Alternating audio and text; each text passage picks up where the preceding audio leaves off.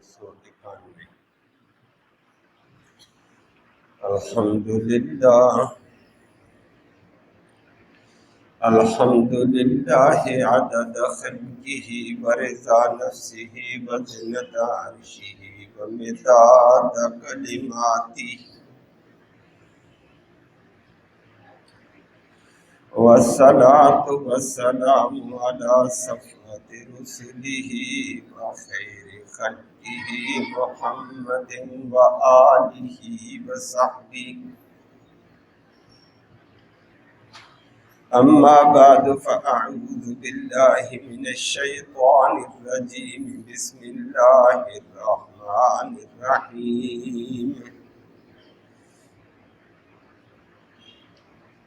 وقاتلوا في سبيل الله الذين يقاتلونكم ولا تعتدوا إن الله لا يحب المعتدين وَاقْتُلُوهُمْ حَيْثُ ثَقِفْتُمُوهُمْ وَأَخْرِجُوهُمْ مِنْ حَيْثُ أَخْرَجُوكُمْ وَالْفِتْنَةُ أَشَدُّ مِنَ الْقَتْلِ وَلَا تُقَاتِلُوهُمْ عِنْدَ الْمَسْجِدِ الْحَرَامِ حَتَّى يُقَاتِلُوكُمْ فِيهِ فَإِنْ قَاتَلُوكُمْ فَاقْتُلُوهُمْ كَذَلِكَ جَزَاءُ الْكَافِرِينَ فَإِنِ انْتَهَوْا فَإِنَّ اللَّهَ غَفُورٌ رَحِيمٌ صدق اللہ العلی العظیم وبلغنا رسولہ النبی الأمی الکریم۔ قابل صد تکریم معزز سامعین کرام، پہلے متعدد احکام کا ذکر، حلال حرام کا ذکر، عبادات کا ذکر ہوا تھا۔ آج کی آیت کریمہ میں دین کے تحفظ، دین کے دفاع کے لیے جہاد کا حکم ہے کہ جہاد دین کے دفاع کے لیے کیا جاتا ہے، دین کے تحفظ کے لیے کیا جائے گا، دین والوں کے تحفظ کے لیے اس جہاد کا حکم دے دیا۔ اور الفاظ بڑے زبردست اللہ رب العالمین نے ذکر کر کے جہاد کی حقیقت کو واضح فرمایا۔ جہاد اور قتال ان سے کرو جو تم سے قتال کرتے ہیں۔ تو نمبر 2 فرمایا زیادتی پھر بھی نہیں کرنا، وہ آپ کے سامنے بات آتی ہے۔ اور آیت کریمہ اس وقت نازل ہوئی ہے جن سن 6 ہجری کے صلح حدیبیہ کے بعد النبی کریم صلی اللہ علیہ وسلم عمرے کے لیے گئے تو لوگوں نے رکاوٹیں ڈالی، فرمایا ٹھیک ہے وہ لڑتے تم بھی لڑو، اور انہوں نے آپ کو مکہ سے نکالا، آپ بھی ان کو نکالا، لیکن مسجد حرام کا اور حرمت والے خطے کا لحاظ رکھنا، وہاں لڑنا نہیں ہے۔ کوئی لڑے تمہیں مارے تو دفاع کر سکتے ہو، نہیں تو کچھ نہ کہنا۔ لفظی ترجمہ سماعت فرمائے۔ پہلی بات ذکر کر دو، وَقَاتِلُوا، اور قتال کرو، فی سبیل اللہ، اللہ کے راستے میں۔ اللہ کا راستہ دین کی حفاظت، دین کی اشاعت ہے، دین کا دفاع ہے۔ الذین، ان لوگوں سے قتال کرو، یقاتلونکم، جو تم سے قتال کرتے ہیں۔ ولا تعتدوا، اور حد سے تجاوز نہ کرنا۔ ان اللہ، بے شک اللہ رب العالمین، لا یحب، پسند نہیں کرتا ہے، المعتدین، حد سے تجاوز کرنے والوں کو۔ وقتلوہم، اور صحابہ قتال کرو ان لوگوں سے، حیث، اس جگہ، جہاں بھی ثقفتموہم، ان کو تم پالو، وہی قتل کرو۔ وَأَخْرِجُوا، اور نکالو، ہم ان کافروں کو، من حیث، اس جگہ سے، اخرجوکم، جہاں سے انہوں نے تمہیں نکالا۔ اور یاد رکھنا، والفتنہ، اور فتنہ، شرک، کفر، فساد، اشد من القتل، یہ قتل سے بھی زیادہ بڑا گناہ ہے۔ فلہذا فساد کے مقابلے میں، شرک کے مقابلے میں قتال ہوگا۔ ولا تقاتلوہم، اور ان کافروں سے قتال نہ کرنا، عند المسجد الحرام، مسجد حرام کے قریب، حتیٰ جب تک یقاتلوکم، وہ تم سے قتال نہ کرے، فیہ، اس حرم میں، پھر اجازت ہوگی، نہیں تو نہیں۔ فَإِنْ قَاتَلُوهُمْ، اگر وہ لوگ تم سے قتال کرتے ہیں حرم کی حدود میں، فَقْتُلُوهُمْ، پھر قتل کرو، مارو۔ كَذَلِكَ جَزَاءُ الْكَافِرِينَ، یہی ہے ایسے کافروں کا بدلہ، ویسے حرم میں تحفظ حرم۔ فَإِنْ انتهوا، اگر وہ بعد آ جاتے ہیں بدماشی عیاشی سے تو کوئی بات نہیں، درگزر کرو۔ فَإِنَّ اللَّهَ، بے شک اللہ رب العالمین، غفور، بخشنے والا، رحیم، مہربان ہے۔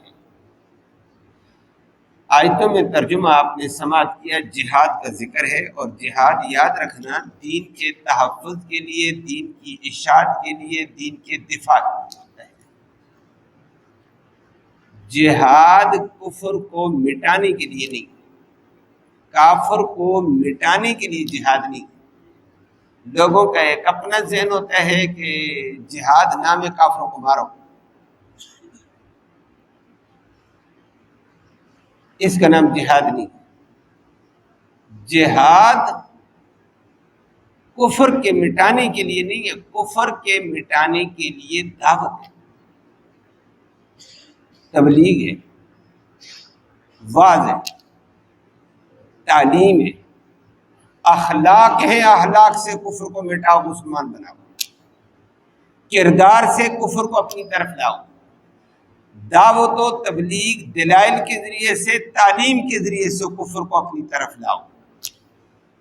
کفر کو مٹانا ہے علم کے ذریعے سے، کفر کو مٹانا ہے تعلیم کے ذریعے سے، کفر کو مٹانا ہے اخلاق و کردار کے ذریعے سے۔ جہاد کے ذریعے سے کافروں کی بدماشی مٹانا، کفر نہیں مٹانا، کفر کی بدماشی مٹانے کے لیے جہاد ہے۔ کہ کافر بدماش بن گیا ہے، دین کے راستے میں رکاوٹ ڈالتا ہے، اب جہاد کرو، رکاوٹ توڑو، دین کے راستے میں رکاوٹ آئی ہے،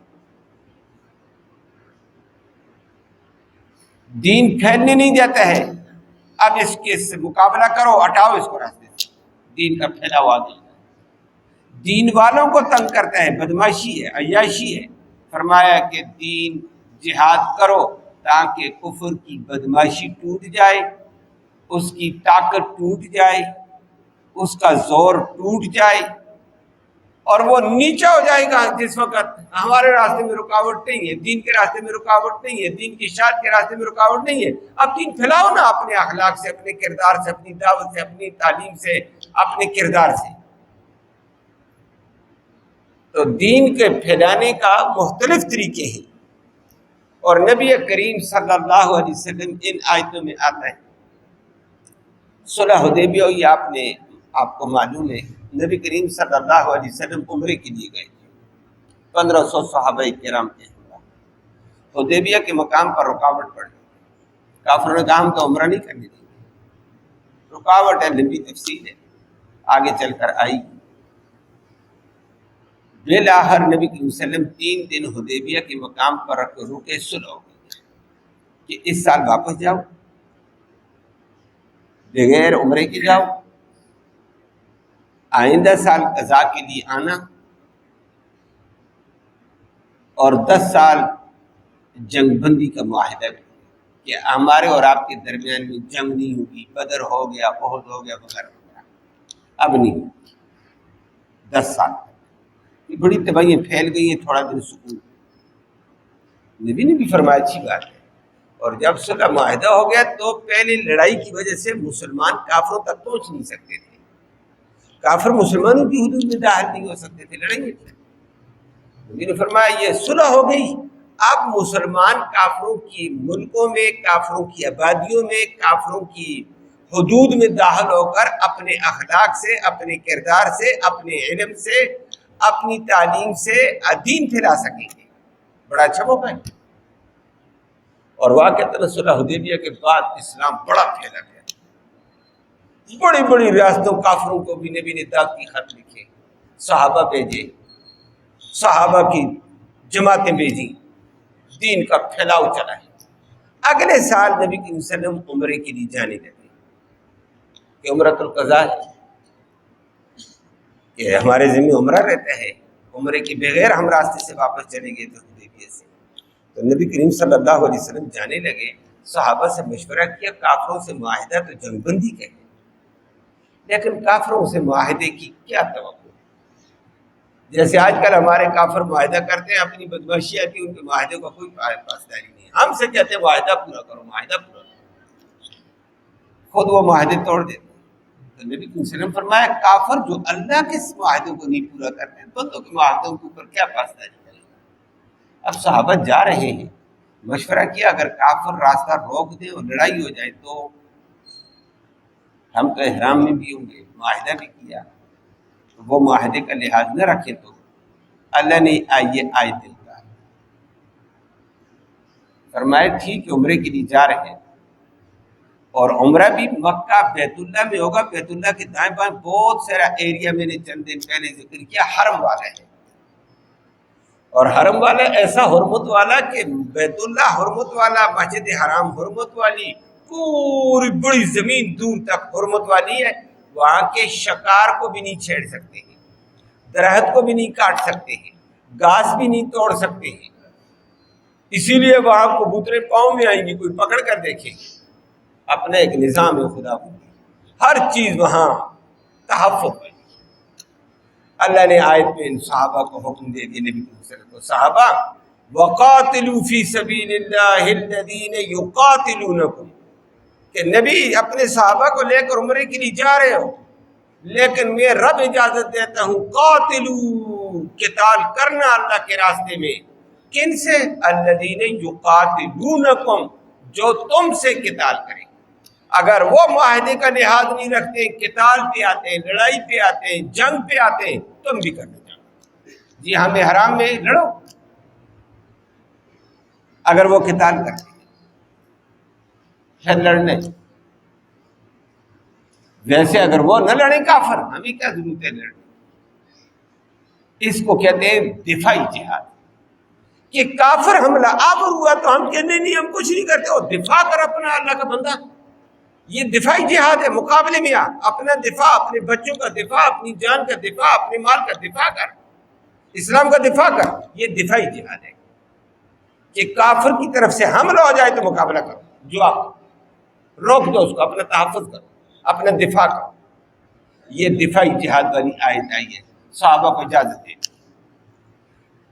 کہ مدینہ سے جاؤ گے ذوالحلیفہ سے آگے حرم ہے، تو حرم کی حدود میں دفاع کرو، لیکن ساتھ فرمایا وَلَا تَعْتَدُوا، زیادتی نہ کرنا۔ زیادتی کا کیا مطلب؟ جو تم سے نہیں لڑتا آپ بھی اس سے نہ لڑیں، یہ زیادتی۔ جب ایک کافر تم سے نہیں لڑتا ہے تو تم کیوں اس سے لڑتے ہو، کیوں مارتے ہو؟ اسلام کے احکام، تو آپ کو اس سے اندازہ ہو گیا لڑنا اس سے ہے جو بدماشی کرتا ہے، تو گویا جہاد بدماشی توڑنے کے لیے، غرور توڑنے کے لیے ہے، کافر کی طاقت توڑنے کے لیے جہاد ہوتا ہے، کفر مٹانے کے لیے جہاد نہیں ہے۔ اس کی طاقت ٹوٹ جائے تو پھر اگلا کام بعد میں ہوگا۔ فرمایا وَلَا تَعْتَدُوا، حد سے تجاوز نہ کرنا، کہ جو تم سے نہیں لڑتا ہے تم اس سے لڑو گے، یہ زیادتی ہے، یہ زیادتی نہ کرنا۔ جو لڑتا اس سے لڑنا، زیادتی نہیں، قرآن نے یہ کہہ دیا۔ ابو بکر صدیق رضی اللہ تعالیٰ عنہ نے بھی اس کی تفصیل زیادہ کی ہے، اور نبی کریم صلی اللہ علیہ وسلم کی حدیث میں بھی آیا ہے کہ زیادتی نہ کرو، جو تم سے نہیں لڑتا نہیں لڑنا۔ نمبر 2، نبی کریم صلی اللہ علیہ وسلم نے فرمایا نہا رسول اللہ صلی اللہ علیہ وسلم عن قتل النساء والصبیان، کہ نبی کریم صلی اللہ علیہ وسلم نے مجاہدین کو جاتے وقت یہ بھی نصیحت کرتے تھے کہ کفر کی بستی میں جہاد ہوگا لیکن کافر عورت کو مارنا نہیں ہے، یہ کافر عورت کو نہیں مارنا، بچوں کو نہیں مارنے ہیں، یہ نبی نے منع کیا۔ تو جو تم سے نہیں لڑتا اس کو بھی نہیں لڑنا، نہ مارنا، عورتوں کو بھی نہ مارنا، بچوں کو بھی نہیں مارنا، یہ مارو گے یہ تعتدو میں آئے گا، زیادتی، ولا تعتدو، زیادتی نہیں کرنا۔ تو اسلام نے عورت کو مارنے سے منع کیا، بچوں کو مارنے سے منع کیا، جو تم سے کافر نہیں لڑتا ہے اس سے بھی نہیں لڑنا، اس سے بھی منع۔ تو لڑنا کس سے ہے؟ جو تم سے لڑتا ہے، جو غرور میں ہے، تکبر میں ہے، اسلحہ لے کر آتا ہے، بدمعاشی کرتا ہے، عیاشی، اس کا راستہ روکو، اس کو مٹاؤ، اس کی سرکوبی کرو۔ جیسے آج کفر دندناتا ہے، بڑی بڑی بدمعاشی کرتا ہے، اس کی بدمعاشی توڑو۔ لیکن تین طبقوں کا، اور ابو بکر صدیق نے اس سے آگے وضاحت کی۔ نبی کریم صلی اللہ علیہ وسلم کی وفات کے بعد ابو بکر خلیفۃ المسلمین تھا، کمال قسم کا آدمی تھا، شام کی طرف یہ مجاہدین بھیج رہا تھا۔ شام یورپ کا اس وقت کنارہ تھا، بڑا زرخیز ہے، اب بھی زرخیز ہے، اس وقت بھی تھا بڑا۔ تو ابو بکر صدیق نے یہ کہہ دیا کہ دیکھو مجاہدین، جاؤ کافروں سے جہاد کرنا ہے، پہلے اسلام کی دعوت دے دو، مانے بہت اچھی بات، نہ مانے وہ کہیں ہم نہیں مانتے، مقابلہ کریں گے، تم بھی مقابلہ کرو، لیکن مقابلے میں جو تم سے ہمارا مقابلہ نہیں کرتا ہے اس کو بھی نہیں مارنا، جیسے ابھی میں نے ذکر کیا، عورتوں کو بھی نہیں مارنا، بچوں کو بھی نہیں مارنا۔ نمبر 4، ابو بکر صدیق آگے بڑھ گئے، کہنے لگے جو لوگ عبادت گزار ہیں، غیر مذہب ہے، عیسائی مذہب ہوگا اور کوئی مذہب ہوگا، اپنی عبادتوں میں بیٹھے ہوئے ہیں، چاہے غلط عبادت ہے صحیح عبادت ہے، تم سے تو نہیں لڑتے ہیں، تو عبادت گزاروں کو بھی قتل کرنا۔ نمبر 5، ان کے راہبوں کو بھی نہیں قتل کرنا، راہب ان کے پیر، وہ اپنی پیری میں لگے رہتے، تم سے تو نہیں لڑتے، ان کو بھی نہیں مارنا۔ اور ان کے پادری جو صرف پادری پنے میں لگے ہوئے ہیں، تمہارا مقابلہ نہیں کرتے، ان کو بھی کچھ نہیں۔ یہ ابو بکر صدیق نے ان کو پابند کیا ہے، گویا جو تم سے نہیں لڑتا آپ نے اس کو کہیں کچھ نہیں کہنا ہے، جو عبادتوں میں ہے لگے رہنے دو، جو راہب بنا ہوا ہے لگا رہنے دو، جو پادری بنا ہوا ہے لگا رہنے دو، اس کو کے ساتھ آپ نے نہیں چھیڑنا۔ یہ ہم سے نہیں چھیڑتے تو ہم کیوں چھیڑ کر زیادتی کریں؟ یہ تعتدو نہیں آئے گا۔ اسلام کا لوگوں نے غلط نقشہ پیش کیا کہ اسلام بس مارتا رہتا ہے، فضول بات کرتے ہیں، اور یہ جگہ جگہ کبھی کبھی یہ تباہی پھیلتی ہے۔ عام جو نہ لڑنے والے بازاروں میں دھماکے ہو گئے ہیں، یہ فلاں ہو گیا، فلاں بچوں پہ ہو گیا، فلاں، یہ اسلام کا جہاد نہیں، نہ مسلمان یہ کرتا ہے، یہ گیم کوئی اور ہی تھی، یہ اسلام کو بدنام کرنے کی۔ اسلام ان چیزوں کا حق نہیں کرتا ہے۔ جو نہ لڑے کافر اس کو بھی نہیں مارنے ہیں، عورتوں کو نہیں مارنے ہیں، بچوں کو نہیں مارنے ہیں، عبادت گزاروں کو نہیں مارنے ہیں، پادریوں کو نہیں مارنے ہیں، رہبروں ان کے راہبوں کو نہیں مارنے ہیں۔ یہ تو ابو بکر صدیق نے بڑی وضاحت سے بتا دیا۔ مارنا کس کو ہے؟ جو تمہارے مقابلے میں آتا لڑو، مارو، اس کی طاقت توڑو۔ ابو بکر صدیق نے اس کی وضاحت کر دی ہے، فرمایا اس کے لیے ہم ان کاموں کے لیے اور طریقہ اختیار کریں گے کہ یہ لوگ اسلام میں آ جائیں، ان چیزوں کا تحفظ ہے۔ وَلَا تَعْتَدُوا إِنَّ اللَّهَ لَا يُحِبُّ الْمُعْتَدِينَ، فرمایا حد سے تجاوز نہ کرنا، اللہ تجاوز کرنے والوں کو پسند نہیں کرتا ہے۔ اور یہی بات ہوئی ہے حدیبیہ کے مقام پر، اللہ نے یہ فیصلہ دے دیا۔ حدیبیہ میں تو نہیں، فتح مکہ کے موقع پر، مکہ فتح کرنے کے لیے 10,000 کا لشکر تھا، نبی کریم صلی اللہ علیہ وسلم کا جرار لشکر گیا تھا، ہیبت تھی دنیا پر، اور یہ عام مسلمان نہیں تھے، یہ عظمت والے صحابہ تھے جن کے قدموں کی آہٹ سے دنیا کانپتی تھی۔ ان میں ابو بکر عمر جیسے تھے، رسول اللہ صلی اللہ علیہ وسلم سردار تھے، کمانڈر تھے۔ نبی نے قافلے کو 5 حصوں میں منقسم کیا ہے اور ان کے الگ الگ کمانڈر بنا دیے۔ ایک دستہ خالد بن ولید کی کمانڈری نے بھیجا، تو نے ادھر سے بیت اللہ مکہ میں داخل ہونا۔ خود نبی کریم صلی اللہ علیہ وسلم بالائی طرف سے آئے تھے مکہ کی حدود میں۔ آج بھی اللہ ہم سب کو وہاں لے جائے، بار بار لے جائے۔ مروہ سے باہر نکلو گے، پہلے وہ بازار تھا، چھکا بازار وغیرہ، اب گر گیا، آگے پھر میدان بنا دیا انہوں نے کہ حجاج کی کثرت ہوتی تھی۔ آگے مسجد فتح روڈ کے اوپر ہے، یہ مسجد فتح وہ ہے جہاں نبی نے اپنا لا کر جھنڈا گاڑا تھا، اسی کو مسجد بنا کر آج اس کو مسجد فتح کا نام دیا۔ پرانے دور میں وہ مسجد بنی، چھوٹی سی بنی ہوئی ہے۔ پھر اس مسجد سے پیچھے چلے جاؤ گے مسجد جن آئے گی، جہاں نبی جا کر جنوں کو درس دیا کرتے تھے، وہ تفصیل ہے حدیث میں۔ تو یہ نبی تو اس علاقے سے داخل ہوئے، خالد بن ولید نیچے سے داخل ہوئے، تو ایک عورت غصے میں آتی ہے، جیسے ہو جاتے ہیں عورتوں کی بھی قسمیں، جبکہ عورت مارے مسلمان کو تو دفاع تو جائز ہے، تو عورت کہیں سے گزر رہی تھی، مقابلے میں آ گئی ہے، کسی مجاہد نے مارا تو اس کی لاش گر گئی ہے۔ دیگر صحابہ نے دیکھا نبی نے تو منع کیا اور لاش عورت کی ہے، تو صحابہ جمع ہو گئے، نبی کریم صلی اللہ علیہ وسلم آگے کہا مجمع کیوں جمع ہے، اور بتایا یا رسول اللہ یہ تو عورت کی لاش ہے۔ نبی کریم صلی اللہ علیہ وسلم کا چہرہ بدل گیا، فرمایا میں عورتوں کے تحفظ کے لیے آیا ہوں، میں بچوں کے تحفظ کے لیے آیا ہوں، میں شرفاء کے تحفظ کے لیے آیا ہوں، میرا جہاد اور میرا دین بدماش کی بدماشی مٹانے کے لیے ہے، غرور کا غرور توڑنے کے لیے آیا ہوا ہے۔ فرمایا کہ خبردار جس نے عورت پر ہاتھ اٹھایا، تلوار اٹھائی، وہ میری امت میں سے نہیں ہے۔ یہ دین کا تحفظ ہے۔ اسلام اس بات کی اجازت نہیں دیتا ہے جو مجاہدین یہ کام کریں، یہ نہیں، یہ ویسے یہ ہے کہ شوشہ تھا، جو بھی تھا، اللہ سب کی حفاظت فرمائے۔ تو یہاں بھی آیت میں اللہ نے فرما دیا وَلَا تَعْتَدُوا، زیادتی نہ کرنا۔ ان لوگوں کو تحفظ ملتا ہے، عورتوں کو، بچوں کو، دیگر لوگوں کو۔ ساتھ فرما دیا باقی کافر اگر نبی آپ کا مقابلہ کریں گے، آپ عمرے کے لیے جانے وَاقْتُلُوهُمْ حَيْثُ ثَقِفْتُمُوهُمْ، مارو جہاں پکڑو ان کو، مقابلے میں آتے ہیں۔ وَأَخْرِجُوهُمْ مِنْ حَيْثُ أَخْرَجُوكُمْ، ان کو بھی مکہ سے باہر کر دو جہاں سے انہوں نے نبی کریم صلی اللہ علیہ وسلم اور آپ کو باہر کیا۔ ان کا کیا کام ہے، مکہ تو آپ کا شہر ہے۔ انہوں نے اگر غرور کیا، تکبر کیا، ان کا تکبر توڑو۔